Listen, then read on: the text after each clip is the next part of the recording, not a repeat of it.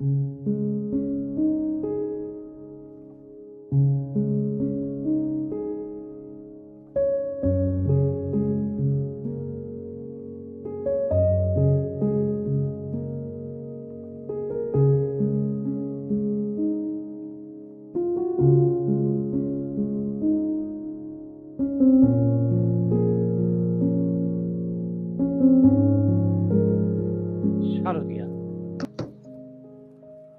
শুভ সন্ধ্যা। হে নতুন, তোমার জন্য ফুলের স্তবক রাখা, নতুন পিড়ি পাতা, আলপনা আঁকা। বর্ষ বিদায় নতুন তুমি রাখবে কিছু ভরসার কথা, পুরনোর কাছে বন্ধক রেখো জমা যত ব্যথা। ভালোবাসার সম্পর্কগুলো বিনি সুতোয় গেঁথো, তোমার বুকে অসতের মাঝে সতের আবাস রেখো। দিও মানবতা, দিও দরাজ দিল, মনোমালিন্যেও রেখে দিও একটু অন্তমিল। তোমার হাত ধরে সুখ আসুক অসুখের ঘরে, শত্রু ভুলুক শত্রুতা প্রিয় বন্ধুর তরে। বিশ্বাসের আশ্বাস দিও না মিছে, স্বেচ্ছাচারিতা ফিরে যাক স্বেচ্ছাসেবকের পিছে। ধর্মের ব্যবধান মুছে যাক মন থেকে, সকল ধর্মই থাকুক একে অপরকে ভালোবেসে। ধর্ষক অত্যাচারীর কালো মনে ঝুলিয়ে দিও তালা, জেগে উঠুক সবার প্রতি সম্মান আর ভালোবাসা। চলবে জীবন জানি জোয়ার ভাটায়, বাড়বে বয়স ক্যালেন্ডারের পাতায় পাতায়। নতুন আলোয় ঘুচুক সকল শোক, নববর্ষ তোমায় স্বাগত, সকলের শুভ হোক। নমস্কার, শুভ নববর্ষ। যদিও শুভ নববর্ষর পর 15টা দিন প্রায় কাটিয়ে ফেলেছি, 10টা দিন, কিন্তু আমার আপনাদের সঙ্গে বাংলা নতুন বছরে এই প্রথম দেখা। তাই সকলকে শুভ নববর্ষের ভালোবাসা, অভিনন্দন, বড়দের প্রণাম। যে কবিতাটি আমি পড়লাম, আমার বন্ধু, আমাদের পরিবারেরই একজন সদস্যা, কবি লিপিকা চক্রবর্তীর একটি কবিতা। কবিতাটি আমাদের উপহার দিয়েছেন তিনি নতুন বছরে। কবির মতো আমাদেরও সকলেরই আশা ভালো হোক, শুভ হোক, আলো হোক সবটুকু। সমস্ত দুঃখ, কষ্ট, হিংসতা সবকিছু ঘুচে যাক, আলোয় ভরুক পৃথিবী। আমাদের প্রতিষ্ঠাতা বললেন যে মাঝে কিছুটা অনুপস্থিতি হয়ে গেছিল। হ্যাঁ, আমাদের অনুষ্ঠান ছিল, আর একটা বার আমার একটু অসুবিধা হয়ে গেছিল।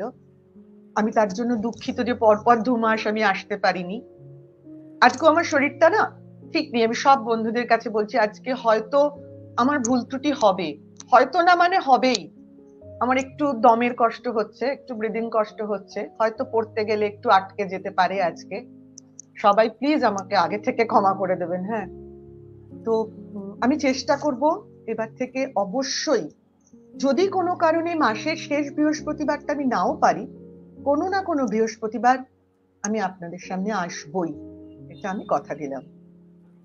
এবার আজকে আপনারা জেনে গেছেন যে আমাদের সঙ্গে যিনি আছেন তিনি কতটা গুণীজন। আপনাদের সবার পরিচিত মুখ, প্রিয় গল্পকার, প্রিয় কবি, আমাদের আদরের একটা মিষ্টি দিদি, কবি নভশ্রী সান্যাল, গল্পকার নভশ্রী সান্যাল। আমি নভশ্রীদিকে ডেকে নিই, তারপর শুরু হবে আমাদের কবিতা যাপনের সন্ধ্যা। শুভ সন্ধ্যা দিদি। শুভ সন্ধ্যা। শুভ নববর্ষ তোমাকেও। শুভ নববর্ষ তোমাকে। আমাদের দর্শকদের শুভ নববর্ষ বলে দাও তুমি। হ্যাঁ, দর্শকদের প্রত্যেককে, প্রত্যেক সদস্যকে জানাই শুভ নববর্ষের অনেক অনেক শুভেচ্ছা, ভালোবাসা। সবার ভালো হোক, সবার সবটা শুভ হোক। সেটাই, শুভ হোক, আলো হোক, অন্ধকার ঘুচুক, এটুকুই আমাদের চাওয়া। সব সুস্থ মনস্ক মানুষের এটাই চাওয়া, শুভ হোক। সমস্ত রাগ, হিংসা, দেশ মন থেকে বিলুপ্ত হোক, আর একমাত্র প্রতিশোধ হোক ক্ষমা। ভালোবাসা, ক্ষমায় সবটুকু হয়। আমি এখন মানে বৈশাখ মানে একদম ঘোরতর বৈশাখ, কলকাতায় লোকজন দগ্ধ হচ্ছে, প্রবল তাপপ্রবাহ। আমি দিল্লিতে, নয়ডাতে, সেখানেও তাই। তবু কলকাতার থেকে আমাদের ওয়েদার বোধহয় একটু এখনো পর্যন্ত ভালো। তো এই দাবদাহে, এই যে প্রচন্ড গরমে মানুষের কষ্ট, বৃষ্টি নেই, সেটা তো আমাদের হাতে নেই। বৃষ্টি নেই, প্রকৃতির ওপর আমরা যা অত্যাচার করেছি প্রকৃতি তার বদলা নিচ্ছে ধীরে ধীরে। তো কিন্তু আজকে আমরা এই সন্ধ্যায় কবিতায় অবগাহন করি। চলুন কবিতায় ডুব স্নান দিই, শীতল হই, একটা ভালো লাগা তৈরি হোক। তাপপ্রবাহের মধ্যেও মনে একটা শীতলতা, একটা শান্তি, একটা স্নিগ্ধতা তৈরি হোক এই কবিতার ডুব স্নানে। আমি জানি না, আমি আজকেই বলেছি যে আমি কতটা পারবো। তো তুমি পারবে শান্তি, আমি জানি তোমার শরীরটা ভালো নেই। হ্যাঁ, আমি সেই জন্য সবার কাছ থেকে ক্ষমা চেয়ে নিয়েছি। একটু হয়তো ভুল ত্রুটি আজ হতে পারে, কিন্তু আমি জানি আমার সব ভালোবাসা উল্টো দিকে দর্শকদের মধ্যে সবাই আমার ভালোবাসার মানুষ রয়েছেন, এই ক্ষমাটুকু তারা আমায় করে দেবেন আমি জানি। তো সেই সাহস নিয়ে আমি আজকে সন্ধ্যে শুরু করছি। সাথে শারদিয়া, গুণী কবি, গুণী গল্পকার নভশ্রী সান্যালের সঙ্গে আমাদের আজকের সন্ধ্যে কবিতা গল্পে। দিদির একটা কবিতা, হৃদয় দিলাম, হৃদয় নিলাম। জীবনের অগোছালো গল্প যত, ছন্দের আদরে তাদের মুছলে ক্ষত, তখন কি জন্ম নেয় কবিতা? লুকানো চুপ কথারা অভিমানে নিজেদের বিলিয়ে দেয় বৃষ্টি গানে, নিঃশেষে হারিয়ে কি যায় সবিতা? যে ব্যথা মেঘ ছায়া হয় ঠোঁটের ভাজে, নোনা জল শান্ত দিঘি কাজল সাজে, তখনই কি সার্থক হয় ছদ্মবেশ? যে আকাশ দিনের শেষে রাত মোহনায় ব্যাকুল মাটির বুকে নিজেকে চায়, ছলনায় দিগন্তিকা নিরুদ্দেশ। রিক্ত বুকের মাঝে মেঘের নদী, নিদয় উপেক্ষাতেই নিঃস্ব যদি, কোন অকাল শ্রাবণ প্লাবনে ভাষায়? যখন দহনেতে জমছে নেশা, মোহন যন্ত্রণা সুখ রক্তে মেশা, তবুও হৃদয় নিলাম ভালোবাসায়।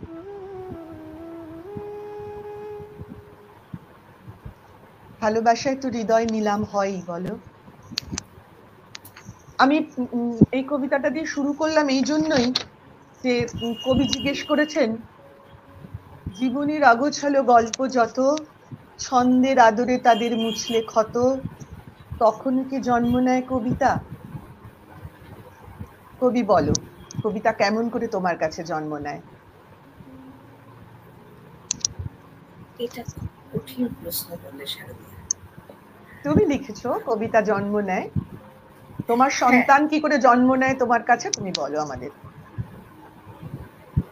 দেখো, প্রথমে বলি, আমার মনে হয় আমি, তোমরা আমাকে কবি বলছো, গল্পকার বলছো, ভালোবেসে বলছো, আমি জানি এটা ভালোবাসার বাড়ি, কিন্তু আমি এত সামান্য মানুষ, আমি এর যোগ্য কিনা আমি সত্যি জানি না। বোধহয় যোগ্য নই তোমাদের ভালোবাসা, আমরা জানি। আচ্ছা, আর নিজেকে কবি, আমার নামের আগে কবিতা শুনতে নিজে খুব উপড়ে যাচ্ছি, কারণ আমার প্রিয় পছন্দের কবিরা আমাদের এই অনুষ্ঠানেই আছেন। তাদের কাছে মানে সত্যি সত্যি আমি মনে করি, আমি সত্যি আন্তরিকভাবে বানিয়ে কথা বলতে পারি না, তাদের পায়ের কাছে বসে আমার কবিতা যদি শেখা যেত, কবিতা লেখা শেখা যায় না। তার কারণ আমি ব্যক্তিগতভাবে মনে করি কবিতা লেখা যায় না, কবিতা লেখা হয়।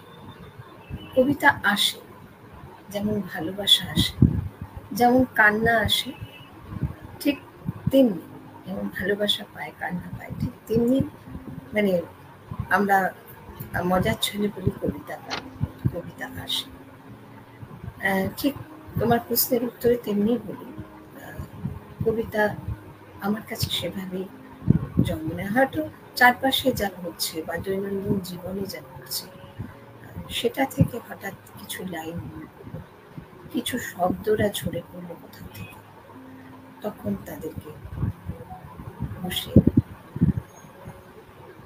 সেই আমার কাছে দেখো, কবিতা এইভাবে আসে। ভালোবাসা থেকে কবিতার জন্ম হয়, যন্ত্রণা থেকে কবিতার জন্ম হ্যাঁ, হয়। এটা কিন্তু ঘটনা। আমার নিজের মনে হয়, কালকেই আমার এক বন্ধু আমাকে হোয়াটসঅ্যাপে প্রশ্ন করেছে যে তোমার কি কিছু হয়েছে, তোমার কি মন খুব খারাপ, তোমার লেখাগুলোর মধ্যে এত দুঃখ কেন?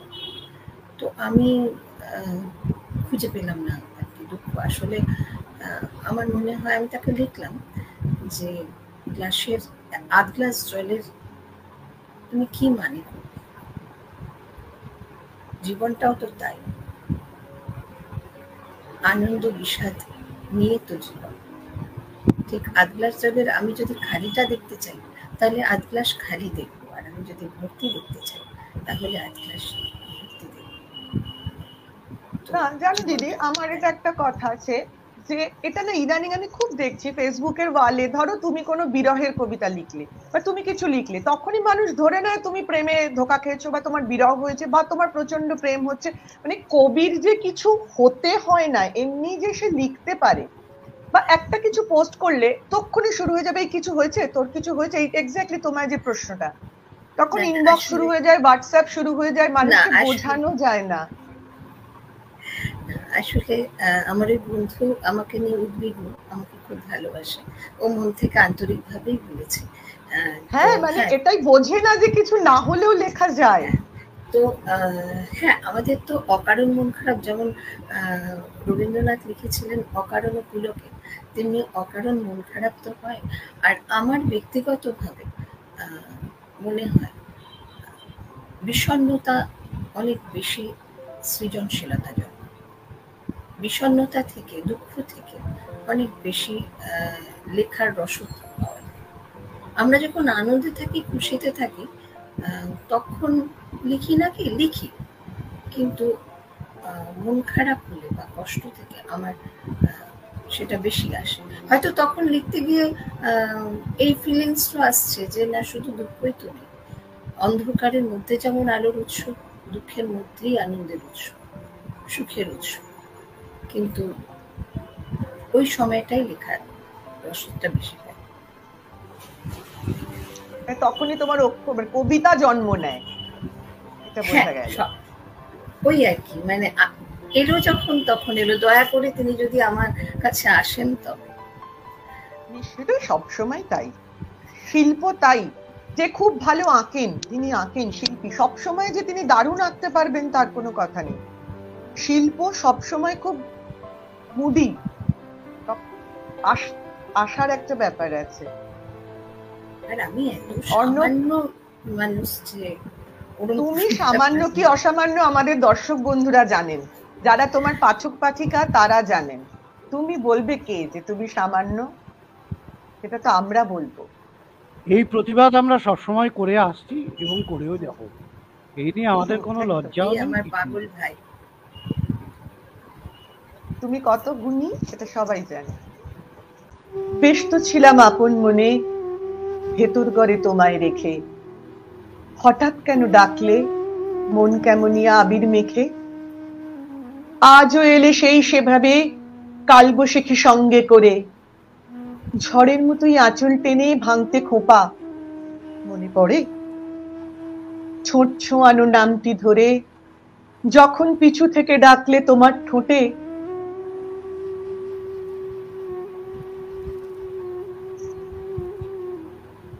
থমকে গেল সময় আমার, চলকে ওঠে বুকের মাঝে, দেখি হারিয়ে যাওয়া তরুণ ফাগুন দাঁড়িয়ে আমার বাদল সাজে।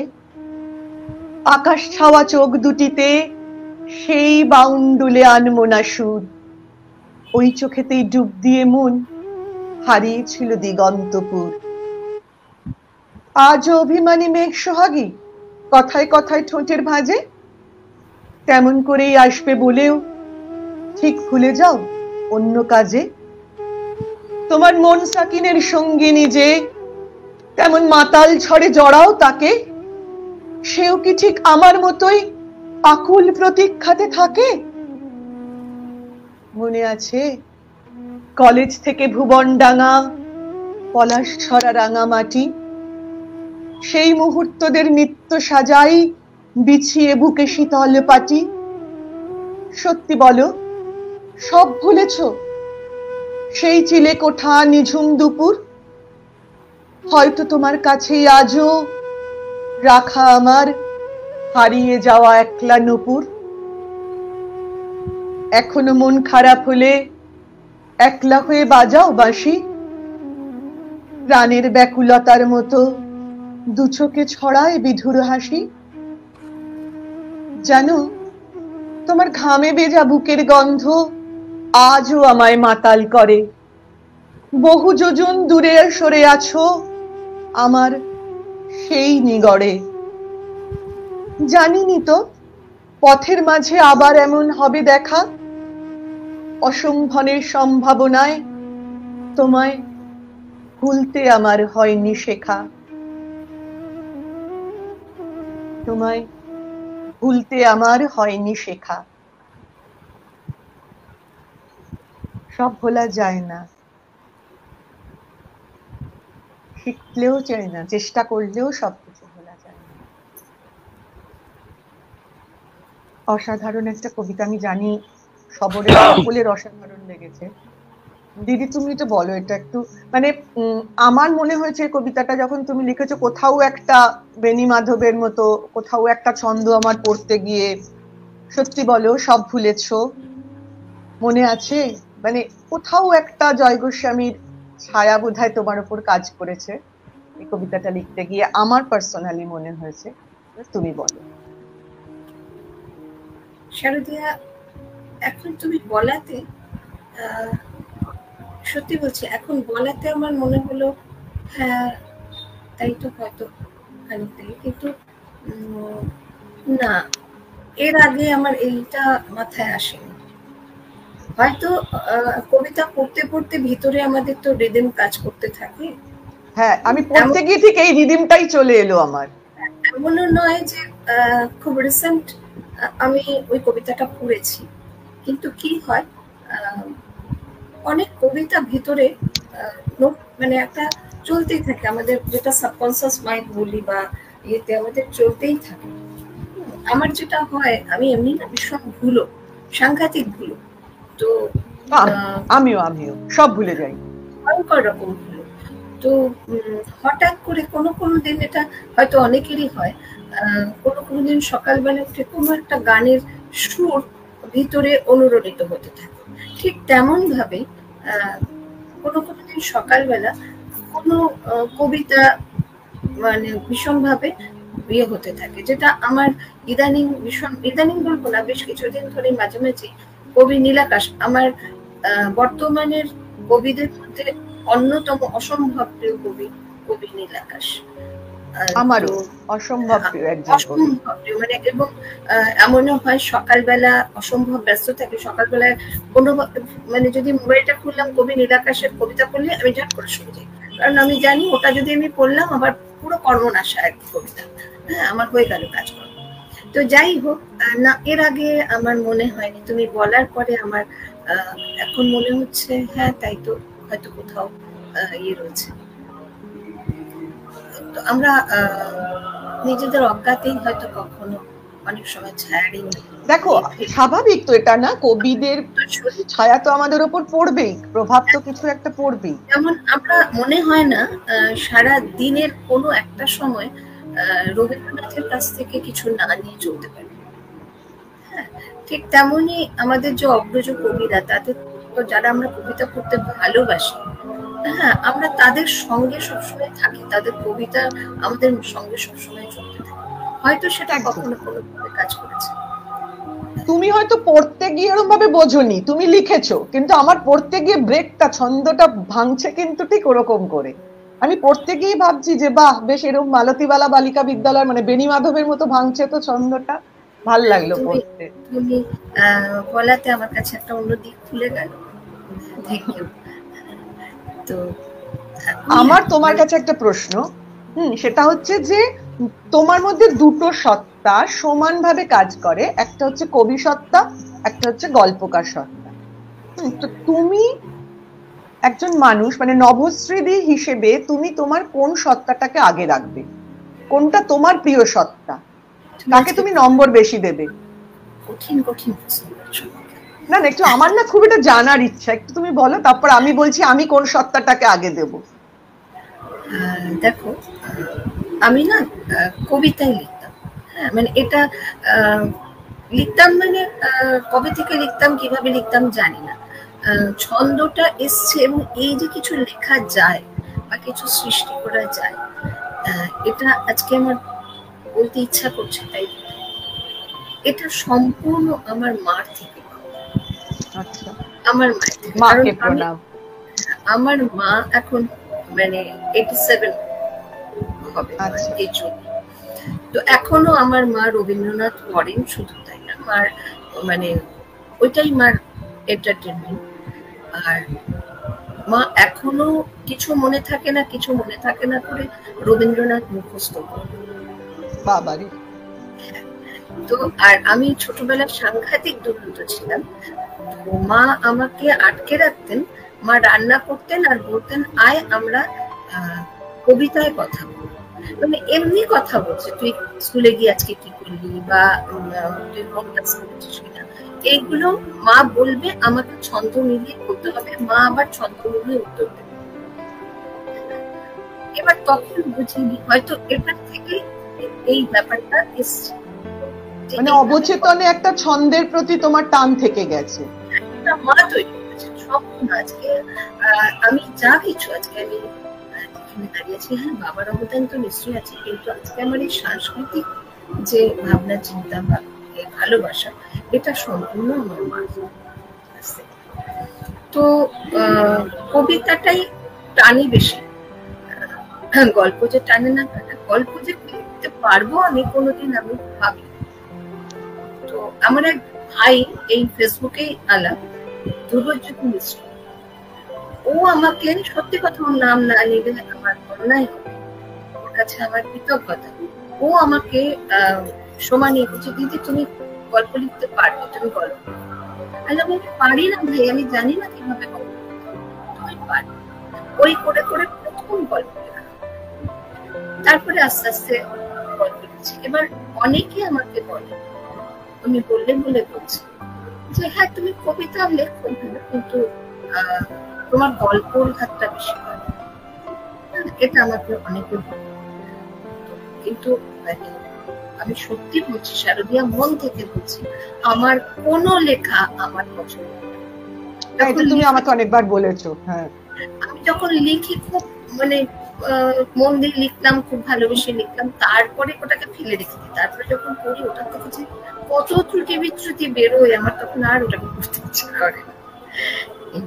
ওই ত্রুটি বিচ্যুতি গুলোকে আবার ঠিক করবে, এটা করি, তারপরে মনে হয় কিরকম একটা বোকা বোকা লিখলাম আর কি, ঠিক হলো না। আমি একবার ওই আর্যতীর্থদা, কবি আর্যতীর্থদা বলেছিলেন, আমার খুব ভালো লেগেছিল কথাটা, একটা কবিতা লিখে ওই আচারের মতো ফেলে রাখতে, আচার যেমন রোদে শোকায় ওটা ফেলে রাখতে, সেটা আপনি তাকে ওলট পালট করতে করতে করতে করতে সব ভুল ত্রুটিগুলো আস্তে আস্তে সরতে থাকে।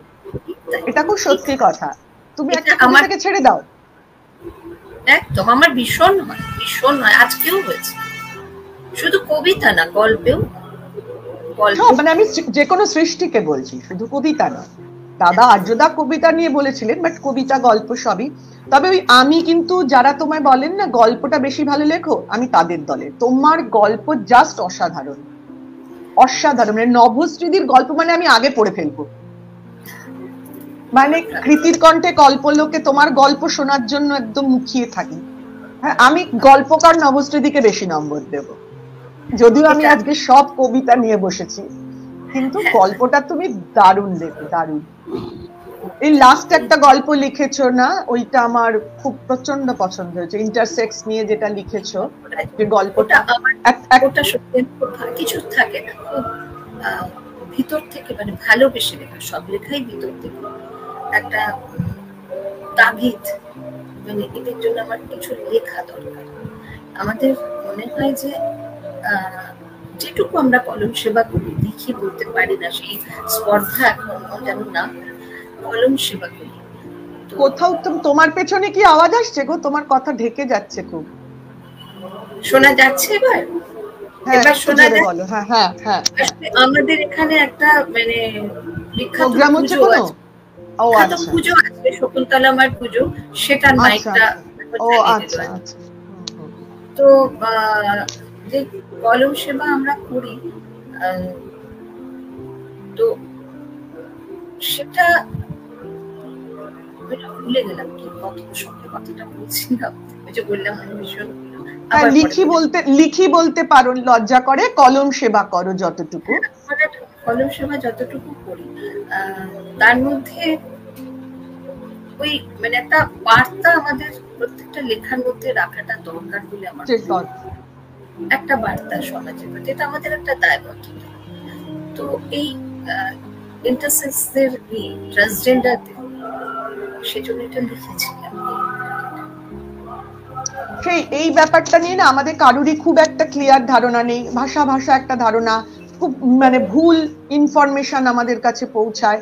এবার যারা তোমাদের মতো লেখালেখি করি বা আমরা যারা করি, তাদের সবার উচিত ক্লিয়ার করা সাধারণ মানুষের কাছে। মানে ওই অল্প বিদ্যা ভয়ঙ্করী হয়ে তাদের সম্পর্কে কমেন্ট করে দিই বিভিন্ন রকম, এইগুলো তাদের খারাপ লাগে। সুতরাং খুব সুন্দর গল্প। আমি জানি আমার দর্শক যারা আজকে আছেন তারা সবাই গল্পটা পড়েছেন। গল্পের কাজ কৃতিকণার, সে দায়িত্ব আমার নয়। তো আমি আরেকটা কবিতায় যাই।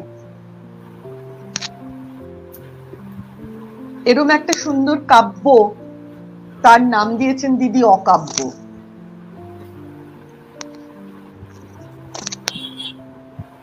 দিনলিপি ঘেরা চক্রব্যূহে যুদ্ধ করেছি যত, বুকের বাদিকে ব্যথাটাও আজ ছাপোষা অভ্যেস।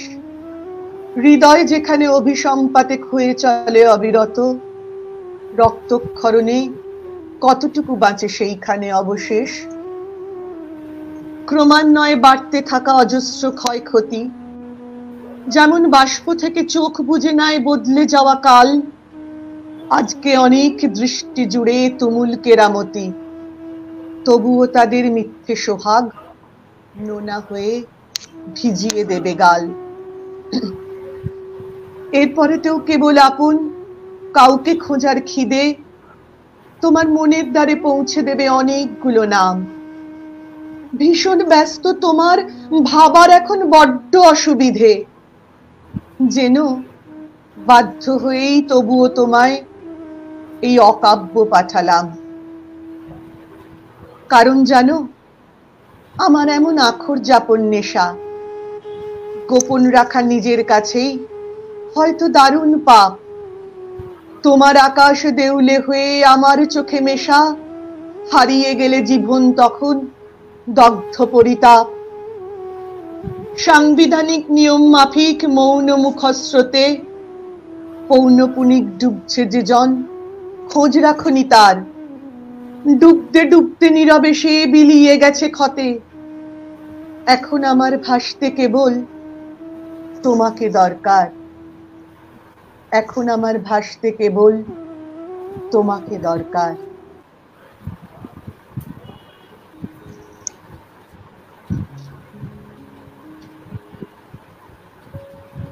এই দরকার কি পূরণ হয় বলো সবসময়? হয় না বলেই আমাদের সৃষ্টি হয়, সব পেলে নষ্ট জীবন। আচ্ছা, আমি তো তোমার কবিতা পড়ছি, শুনলেনও সবাই, বা আমার কবিতা প্রত্যেকবারই মানুষ শুনছেন। এবার তোমার কণ্ঠে কলমে কথকতার কাজটা আজকে এখন একবার হবে। তো কবি কণ্ঠে কবিতা, তুমি তোমার প্রিয় একটা কবিতা আমাদের সকলকে শোনাও। কারণ কলমে কথকতায় তো তুমি পড়বে না, তাই জন্য তুমি আজকে পড়ে ফেলো।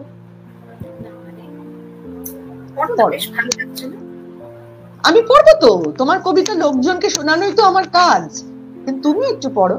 আমার তো গলাটা দেখছো কি ছিল, কিচ্ছু হবে না, আমি পারি না তো পড়তে।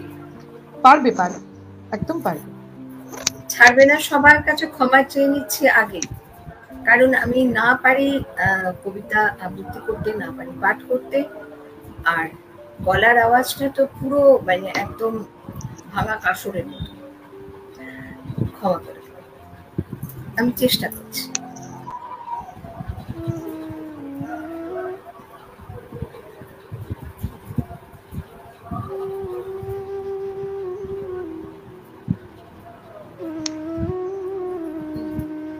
কবিতার নাম সত্যি করে বলতো, সত্যি করে বলতো আমার বন্ধু হবি তুই? সত্যি বলছিস, দোষ দিবি না যদি আলগোছে মন ছুঁই? বল না, আমার চোখের পাতায় রঙিন স্বপ্ন হবি? এলো ইচ্ছে রঙে আঁকবি তো জল ছবি? আমার খুশির রঙে টানবি তুলি প্রজাপতির পাখায়? লজ্জা রঙে ফোটাবি ফুল কৃষ্ণচূড়ার শাখায়? আমার এক টুকরো আকাশ হবি ভীষণ মন খারাপের কালে? হবি ব্যথার সহজ পাঠ কোনো নীরব নন্দলালে? কোনো একলা নিঝুম দুপুর হবি ভীষণ অভিমানে চাওয়া? উড়িয়ে দিবি সব অভিমান হয়ে হঠাৎ দমকা হাওয়া? আমার উদাস বাউল মনের সাথে যাবি ভুবনডাঙ্গার পাড়ে? জ্যোৎস্নাকে জড়িয়ে নিবি আমায় একলা খোয়াই ধারে? আকাশ ভাঙা বৃষ্টি হবি আমার দগ্ধ খরার বুকে? ধুইয়ে দিবি যত কান্না গোপন তোর অঝোর ধারার সুখে? সত্যি বলছিস, আমার আপন হবি এই একলা মনের কেউ? আমার আকাশ গঙ্গা হৃদয় গাঙে হবি ইচ্ছে ডানার ঢেউ? আমার যেমন খুশি ইচ্ছে হবে বানভাসি পাগলামি? শুধু ভালোবাসতেই বাসবি ভালো যেমন বাসি আমি?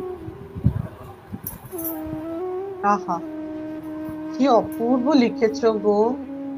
শেষ লাইনটা আরেকবার পড়ো না, যেমন ভালোবাস, ওই লাইনটা একবার পড়ো। শুধু ভালোবাসতে বাসবে আমার ভালো। যেমন খুশি ইচ্ছে হবি বানভাসি পাগলামি? শুধু ভালোবাসতেই বাসবি ভালো যেমন বাসি আমি? আহা, শুধু ভালোবাসতেই বাসবি ভালো। বাহ, লাইনটা আমার মাথায় রয়ে গেল, বুকের মধ্যে রয়ে গেল। দেখো, তুমি কবিতা পড়ো না বলছো তো, কিন্তু কি সুন্দর করে পড়লে, কারণ এটা তোমার সৃষ্টি, তুমি জানো এর সবটুকু।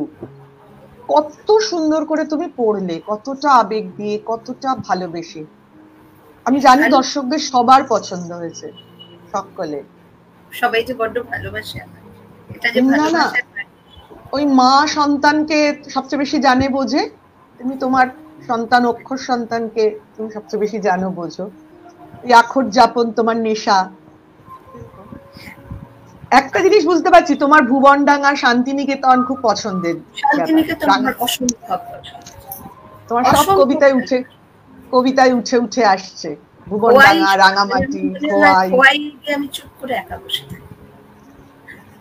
আমার কর্তা জিজ্ঞাসা করে বারবার শান্তিনিকেতনে কি আছে, আমি বললাম কিছু না, শান্তিনিকেতন শুধু অনুভব, শান্তিনিকেতন অনুভব। একদম, আমি বুঝতে পারলাম তোমার কবিতা শুনে, তোমার কবিতা পড়ে, যে শান্তিনিকেতন তোমায় খুব টানে, লালমাটি, খোয়াই। বোলপুর নয় কিন্তু, বোলপুর বুঝতে পেরেছি, ওই খোয়াইয়ের ধার, ওই খোয়াইয়ের ধার। হ্যাঁ, ভুবনডাঙ্গা। আমি জানি দর্শকদের মন ভরলো নবশ্রীদির নিজের গলায় নিজের কবিতা শুনে। আমার তো মন ভরলই। আমি এবার একটা শোনাই, কারণ সময় তো এগিয়ে যাচ্ছে। দিদির কবিতা একটু পড়ি এবার। প্রেম কি অধিক খেয়ালি, জ্যোৎস্না আমায় ভেজাচ্ছে না পোড়াচ্ছে, বুঝেও এখন জানতে চায় না আমার মন। ঠিক যেরকম অনেকটা পথ পার হয়েও হঠাৎ ভীষণ অচেনা হয় আত্মজন, তখন একটা সত্তা জুড়ে ফেরার টান, অপর সত্তায় অবসাদের আলস্য, পুড়লে আবেগ অবশেষের শেষটুকু, প্রেম যেন এক প্রাগৈতিহাসিক জীবাশ্ম।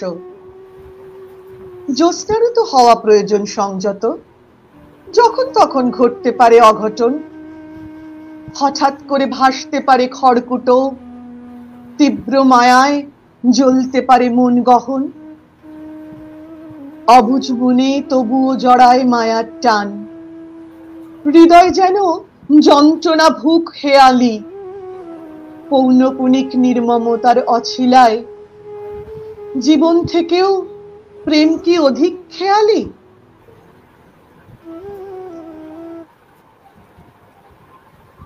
এটা বলো তো, জীবন থেকে সত্যি কি প্রেম অধিক খেয়ালি? কবি বলো। আমার তো মনে হয় খেয়ালি। একদম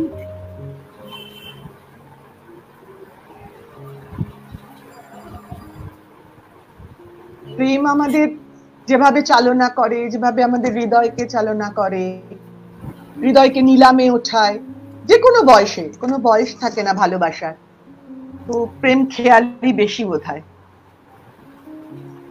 আর কবির কাছে তো বটেই। তোমার এই কবিতাটা আমি ফেসবুকে পড়েই তোমাকে কমেন্ট করেছি, আমি নিলাম, আগে নিয়ে নিয়েছি কবিতাটা তোমার থেকে। এত ভালো লেগেছে আমার কবিতাটা। কবিতা যখন লেখা হয় তখন যে লেখে তারপর সেটা কাউকে খোঁজে পড়ে, তারপরে তো কবিতা পাঠ হচ্ছে যে ভালোবাসা। সেটা ঠিক, মানে আমি জানি না, আজকে আমার তোমাকে জিজ্ঞেস করা হয়নি যে আমি ঠিকঠাক করছি কিনা। আজকে আমি খুব চেষ্টা করছি, মানে কিন্তু হয়তো দম পাচ্ছি না আজকে অতটা।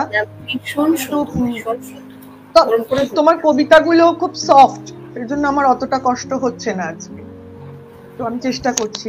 আর একটা অসাধারণ দিদির কবিতা আমার এত ভালো লেগেছে, এটা বোধহয় আমাদের প্রত্যেকের জীবনের একটা কথা, ইচ্ছে হলেই গুছিয়ে দিতে পারতে।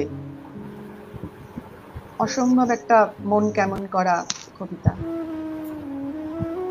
চোখ কার্নিশে খরার রাজ্যপাট, দীর্ণ সময় অতীত নাড়তে চাড়তে, অনুভবেরা ফেরারি হওয়ার আগে অনায়াসেই তো তুমি ফিরিয়ে আনতে পারতে।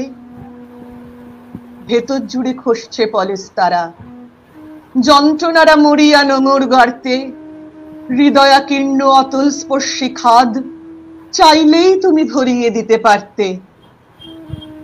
পায়ের কাছে হারিয়ে ফেলে পথ, ক্লান্ত জীবন বাধ্য যখন হারতে, আলেয়ার মতো ক্ষণটুকু না ছুঁয়ে আলোকেই তুমি জিতিয়ে দিতে পারতে।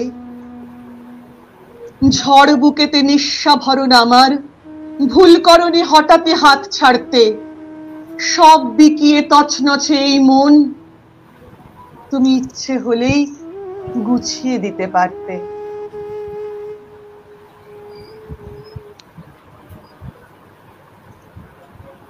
এই ইচ্ছেটুকু যদি উল্টো দিকের মানুষটার হয়, তাহলে অনেক সম্পর্ক জোড়া লেগে যায়, ভাঙনের হাত থেকে বাঁচে। দিদি সেদিন বলছিলেন হৃদয় ভাঙার কোনো শব্দ হয় না। আমরা সবাই জানি রক্তক্ষরণ দেখা যায় না, হৃদয় ভাঙার শব্দ হয় না, কিন্তু ভাঙন হয়। সেই ভাঙনকে সামলানো যায় না, আটকানো যায় না। কিন্তু ওই আলেয়াটুকু না ধরে যদি আলোর ক্ষণটুকু জেতাতে পারত, তাহলে সম্পর্কটা বাঁচত। অসাধারণ দিদি, অসাধারণ। তুমি ইচ্ছে করলেই গুছিয়ে দিতে পারতে। জাস্ট অসাধারণ এই লাইন। তুমি কিছু বলো। বলবেন আমার শুনতে ভালো লাগে, কি সুন্দর করে বলছো। তো ভাই কিছু বলো, ভাই কি শুধু কমেন্টে পড়বে? তুমিও কিছু বলো। হ্যাঁ ভাই কিছু বলো এটা নিয়ে। আমি তো শুনছি, আমি মানে আমার বলার আর ভাষা নেই, কারণ আমি যা যা কমেন্টগুলো দেখছি সেগুলো তোমরা দেখতে পাচ্ছ না যতক্ষণ আমি না দেখাবো। আমি প্রত্যেকটা কমেন্টের সঙ্গে এতটাই সহমত যে মনে হচ্ছে আমার কথাগুলো তারা বলে দিচ্ছে। তো আমার মনে হয় হ্যাঁ, এটা যে ভালোবাসার বাড়ি, তার ভালোবাসার বাড়ি, সবাই যে বড্ড ভালোবাসায় জড়িয়ে থাকে। এমনি করেই যেন আমরা থাকতে পারি গো, আমরা এমনি করেই যেন থাকতে পারি। একদম এই ভালোবাসার, আমি বলি আজকে সবার সাথে তো একসাথে হওয়া হয় না। এই ভালোবাসার বাড়িতে আসার আগে একদম ব্যক্তিগত কথা হচ্ছে, আমি এক ধরনের মানসিক অবস্থার মধ্যে থাকি। সেই সমস্যা, সেই ঝড় প্রত্যেকের জীবনের মতো কোনোটাই কম যায়নি, কমেনি বা বেড়েছে, বা একটা গিয়ে আরো বেশি মাত্রায় ঝড় এসছে। কিন্তু একটা কোথায় শক্তি, একটা মানসিক শান্তি আমার খালি মনে হয় আমার অনেকে আছে, আমার একটা আশ্রয় আছে, আমার বলতে আমার মনের একটা আশ্রয় আছে। আমার অর্ণব ভাই আছে, আমার চিনি আছে, আমার নীলাকাশ আছে, আমার এরকম আরো অনেক, আমি 3 জনের নাম বললাম, আমার এরকম অনেক ভাই আছে। আমি এটাই মানে আমার এরকম মনে হয় যে আমি সত্যি বানিয়ে কথা বলতে পারি, হয় বলি না, যেখানে বানিয়ে কথা বলতে হবে, ফর্মাল কথা বলতে হবে, চুপ করে থাকি, যেখানে মনটা খুলতে পারি সেখানে কথা বলি। তো আমার কিরকম একটা অদ্ভুত মানসিক আশ্রয়, এটা ভালোবাসা, মনের আশ্রয় আমাদের প্রাপ্তি। সত্যি সত্যি মানে এত মানে কোথাও কোনো আজকাল যেখানে সব জায়গায় রেষারেষি, দ্বন্দ্ব, একটা ইগোর লড়াই, আমাদের ভালোবাসার বাড়িতে সেটা সত্যি কথা বলতে আমাদের কলমিতালিতে এই যে পরিচালনে যারা রয়েছে, শারদিয়া, কৃতিকণা, শারদিয়া, এর সবাইকে বলছি, আমরা হচ্ছি ভালোবাসা বাড়ির স্তম্ভ, এবং প্রত্যেককে আমরা কিন্তু এটাকেই বেশি ভাবে মানে আনন্দে ভাসি যে আমরা ভালোবাসা বাড়ির একজন, এবং আমাদের সাথে আরো যারা রয়েছেন প্রত্যেকেই অত্যন্ত ভালো মনের মানুষ। একদম এটাই হচ্ছে ভালো মনের মানুষ না হলে সে ভালো কিছু করতে পারে না। মানে আমার সবার সাথে আলাপ হয়নি এখনো সেইভাবে, কিন্তু আমি একটা জিনিস নিজের মনে ভাবি, ছোট থেকে মানে অল্প বয়স থেকে বড়, যেমন ধর আমি বলছি আব্দুল গনি ভাই, ছোট্ট ছেলে তো, কিন্তু ওকে নীরব কর্মী, ওর পড়াটা দেখে বোঝা যায় ও কতটা ভালোবাসে। আর একটা দিদি কথা হচ্ছে, আমাদের এখানে এসে কেউ খারাপ থাকতে পারবে না, এই যে আমরা ভালো করে দেব। আমাদের ভালোবাসায়, আমাদের ব্যবহারে তাকে ভালো করে নেওয়ার দায়িত্বটা আমাদের। যদিও আমি সবাইকেই পিছনে বকাবকি করি, শারদিয়ার জন্য আমার পিছনে অনেক লাগে, তো এইটা শুধুমাত্র করা কেন, যাতে তোমাদের মতো মানুষগুলোকে আমরা পাই। আজকে সুনির্মলদার মতো মানুষ, যার 73-74 বছর বয়স, সন্ধ্যাদির মতো মানুষ যার 72-73 বছর বয়স, তারা এতটা ভালোবাসে আমাদেরকে, এটাই আমাদের বিশাল বড় প্রাপ্তি। এই যে বাচ্চা বাচ্চা ছেলে মেয়েগুলো, গনি ভাই, ত্রিদীপ ভাই, আমার জলফরি মানে অর্পিতা, দেবলিনা, এরকম আরো যারা আছে, সবার নাম হৃদয় ভাঙার শব্দরা কাঁদে গহীন অন্তঃপুরে, বুকের ভেতর আগলে শুধুই ঘনিষ্ঠতম ক্ষত, বেঁচে আছি শূন্যতা মেখে মৃত নদীর মতো, অভিমানদেরও বয়স হয়েছে, হারিয়েছে অনুভব, ভালোবাসা কি হৃদয় ভাঙার শব্দের উৎসব? কেউ কি শুনেছে মন পেতে কঠিন আঘাতে আঘাতে কত হৃদয় ভাঙে নীরবে না দেখা তুমুল রক্তপাতে? অথই শ্রাবণে আকাশ ভেঙেছে অঝোর বৃষ্টি ধারায়, কিছু দগ্ধতা শীতের বুকেও দেগেছে পাতা ঝরায়। অপেক্ষাতে সূর্য ডুবেছে অদেখা অশ্রুপাতে, হৃদয়েও আজ মরচে ধরেছে কঠিন উপেক্ষাতে। বড় যত্নে বোনা স্বপ্ন কুসুম শুকিয়ে মরেছে খরায়, একলা আমার সাধের খেয়া আটকেছে বুক চড়ায়। অজস্রবার ভেঙে গেছে ঘর, আবার বেঁধেছি বিশ্বাসে, সেই খেলা ঘর ভরেছে আভার দীর্ঘশ্বাসে। বারে বারে নীরবে ভাঙলেও তবু ঘুম আসে চোখ জুড়ে, হৃদয় ভাঙার শব্দরা কাঁদে গহীন অন্তঃপুরে। মিয়া মল্লারে সেধেছি সে তার কান্নাতে ঘদে ঘর, ভালোবাসাকে ভালোবেসে আজ নিজেই নিজের পর। প্রত্যেকটা কবিতার শেষ লাইনটা এমন করছো না যে কি করব বুঝতে পারছি না। এই যে ভালোবাসাকে ভালোবেসে নিজেই নিজের পর, এইটাই তো আমরা ব্যাপক ব্যাপক ভুল করে ফেলি। এত বেশি ভালোবেসে ফেলি লোকজনকে নিয়ে, নিজে মানে একটা ভুলভাল কীর্তি কেলেঙ্কারি হয়ে যায়। মানে আমি আর এর চেয়ে বেশি এক্সপ্রেস করতে পারলাম না। একদম ঠিক তাই, ঠিক তাই। সহজ কথা সহজ বলেই ভালো। হ্যাঁ, আর তুমিও প্রত্যেকটা লাইন লিখেছো দেখো।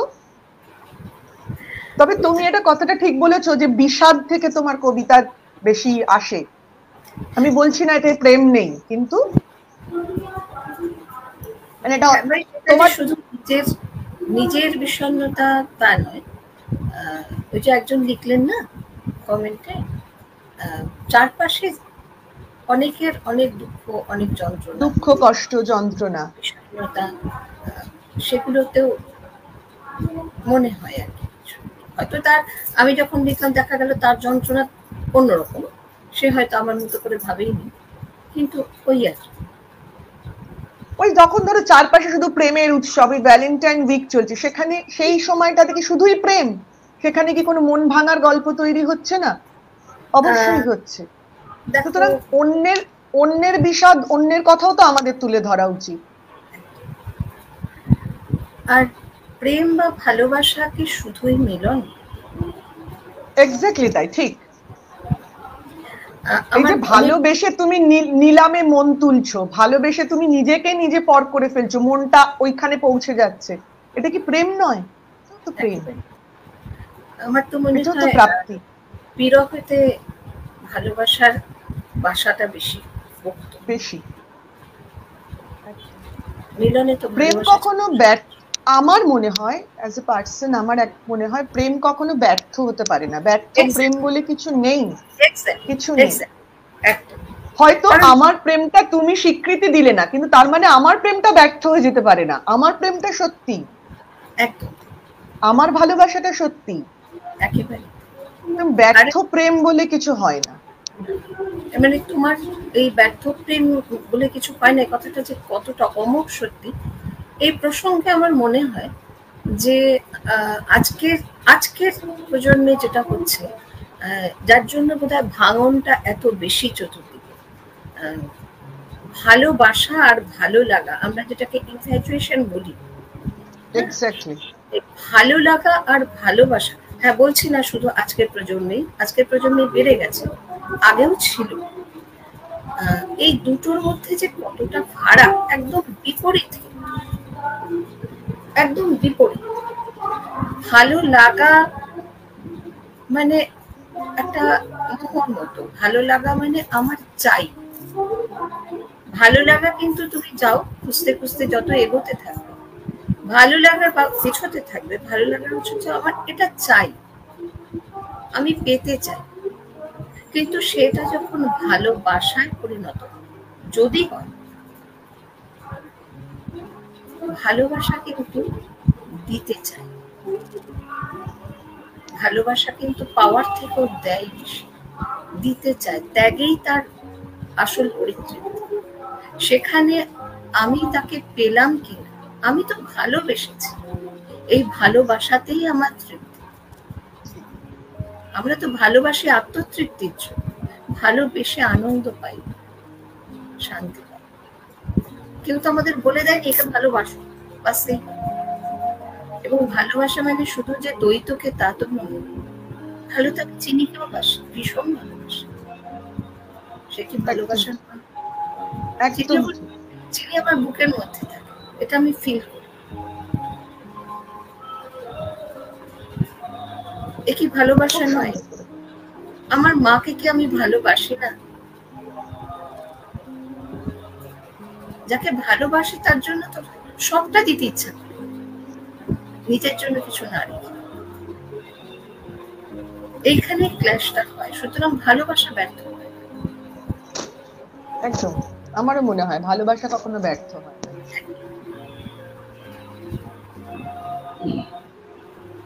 আমরা একদম শেষ পর্বে চলে এসেছি অনুষ্ঠানের। তো দিদি, তুমি কি একটা কবিতা পড়বে? ঠিক আছে, তাহলে আমার মনে হয় আমরা এবার অনুষ্ঠান শেষের দিকে চলে যাই। অর্ণব, তুমি একটু কমেন্ট পড়ো, করে আমরা এবার আজকের অনুষ্ঠানে শেষ করি। হ্যাঁ, আমি একটু কমেন্টস গুলো পড়ে নিচ্ছি, শেষ পড়ে একটু, তারপর হ্যাঁ কবিতাটা পড়বে, তারপর আমি শেষ করব একদম। হ্যাঁ, তারপর দিদি কবিতা পড়বে। আমি হ্যাঁ, তুমি একটা তোমার কবিতা দিয়ে শেষ করবে। এটা আমাদের তরফ থেকে তোমার কাছে কেঁপে আবেদন। উঠলে কেন? কেঁপে উঠলে কেন? এটা আমাদের আবেদন। না না, অর্ণব পড়বে এক্ষুনি, কারণ আমি আর দম পাচ্ছি না, এবার দিদিকেই পড়তে। এই তো এইটা পড়বেই।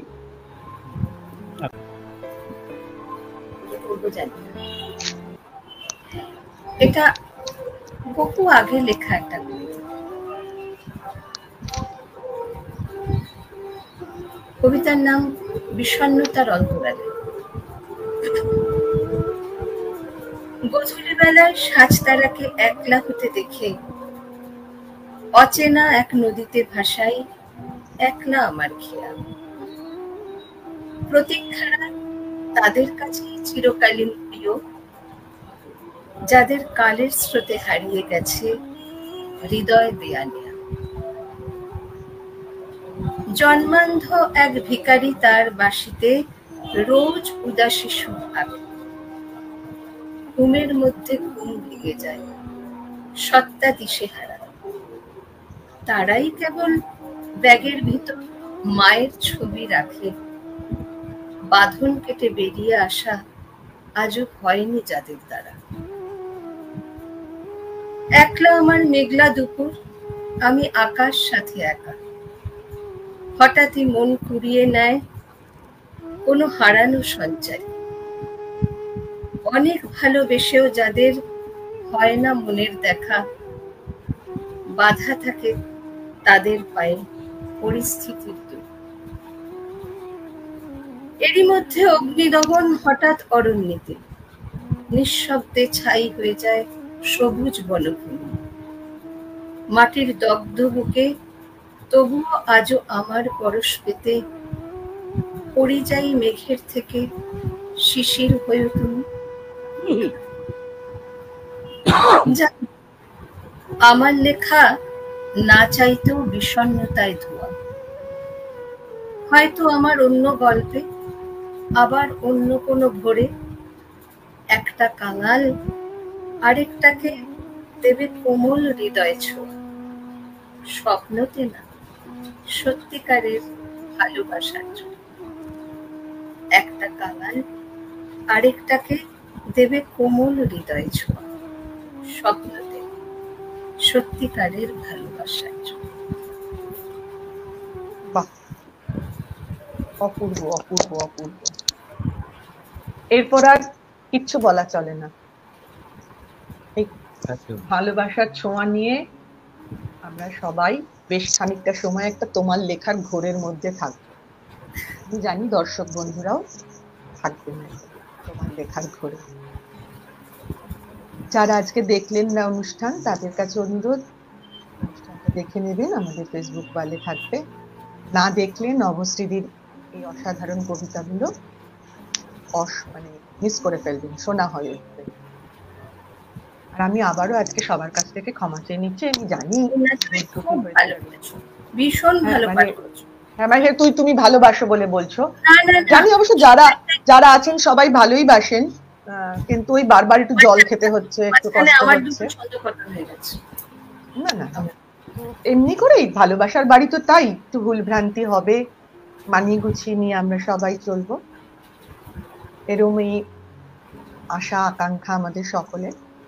তো আমি প্রথমে বলেছিলাম যে যদি শেষ বৃহস্পতিবার কোনো মাসের না হয়, যে কোনো একটা বৃহস্পতিবার আমি আপনাদের সঙ্গে কবিতা নিয়ে, গল্প নিয়ে চলে আসবো আড্ডা দিতে।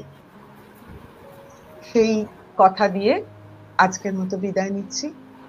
দেখা হবে আগামী মাসে কোনো একটা বৃহস্পতিবার অবশ্যই। সকলে সুস্থ থাকুন, ভালো থাকুন। হ্যাঁ, দুটো আনন্দ কথা থাকুন। বলে নিই, দুটো কথা বলে নিই। হ্যাঁ, এবার তুমি বলো। সেটা হচ্ছে ত্রিদীপ লিখেছে, মিষ্টি দিদি, মিষ্টি দিদি যেমন মিষ্টি তেমন গভীর কলম আমার মিষ্টি দিদি। কৃতিকানা চিনি লিখেছে, দি তুমিও যে কত ভালো কথক তুমি নিজে জানো না, আজ তা প্রকট হলো আমাদের সকলের কাছে। ঠান্ডা লেগে মাথাটা উঠেছে। আচ্ছা, এবার বলি, কয়েকজন আমাদের কাছে বলেছিলেন যে আমরা কবিতা নিয়ে কিছু চিন্তা ভাবনা করছি কিনা, কারণ যেরকম গল্প পাঠ হচ্ছে সেরকম কবিতা পাঠ হবে কিনা। হ্যাঁ, মে মাস থেকে শুরু করব আমরা। সিঙ্গেল একজন যেরকম গল্প পাঠ করছে গল্প দিদি, সেরকম কবিতা নিয়ে একজন পাঠ করবে। শারদিয়ার অনুষ্ঠান, শারদিয়া আসছে, তৈরি থাকুন। আমাদের মধ্যে থেকে কেউ আপনাদের কবিতা নিয়েই পাঠ করে শোনাবে। কে আসছে কি হচ্ছে এখনই জানাচ্ছি না, অপেক্ষায় থাকুন, পোস্টের দিকে নজরে রাখুন। আমরা আশা করি যাকে আনবো আপনাদের তাকে ভালো লাগবে। এই কথা বলে আজকে যাদের কমেন্ট আমি পড়তে পারলাম না সময়ের অভাবে, তাদের সকলের কাছে আমি ক্ষমা চেয়ে নিচ্ছি, কারণ এই অস্বল্প সময় এত কমেন্ট মানে আমাদের কাছে আশাতীত। আমি সবাই কাছে ক্ষমা চাইছি যে সবাই আমাদের নিজ গুণে ক্ষমা করবেন। আমাদের অনুষ্ঠানটা যে আমরা এইটুকু করতে পেরেছি, আর একজন নাছোড়বান্দা সে আসবে না, তাকে আমরা আনতে পেরেছি এক্স্যাক্টলি। হ্যাঁ, সেটা আমাদের কাছে বিশাল প্রাপ্তি। সবাই ভালো থাকবেন, সুস্থ থাকবেন, আর অবশ্যই সৃজনে থাকবেন। আজকের মতো সকলকে শুভরাত্রি জানিয়ে আজকের অনুষ্ঠান শেষ করছি। শুভরাত্রি। শুভরাত্রি, সবাই ভালো থাকবেন।